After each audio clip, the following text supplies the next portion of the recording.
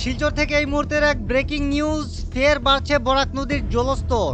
শুক্রবার বরাক নদীর জল 3 ঘন্টায় 3 সেন্টিমিটার কমলেও বিকেল 3টের বৃষ্টিতে পুনরায় জলস্তর গিয়ে দাঁড়িয়েছে 21.54 মিটারে।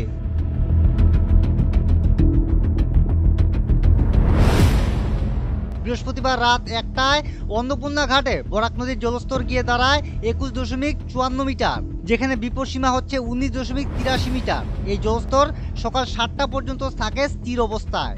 দীর্ঘ 7 ঘন্টা জলস্তর স্থির অবস্থায় থাকার পর সকাল 8টায় 1 সেন্টিমিটার নেমে জলস্তর গিয়ে দাঁড়ায় 21.53 মিটার এবং সকাল 10টায় এই জলস্তর নেমে দাঁড়ায় 21.51 মিটার এবং দুপুর 2টো পর্যন্ত থাকে স্থির অবস্থায়। কিন্তু বিকেল 3টে নাগাদ নেমে আসে বৃষ্টি নেমে আসার সাথে সাথে বাড়তে থাকে বরাক নদীর জলস্তর এবং বিকেল 5টায় পুনরায় জলস্তর বেড়ে গিয়ে দাঁড়ায় 21.54 metre.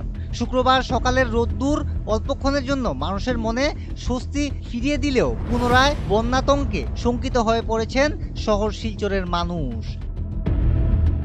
Bureau report, north east update.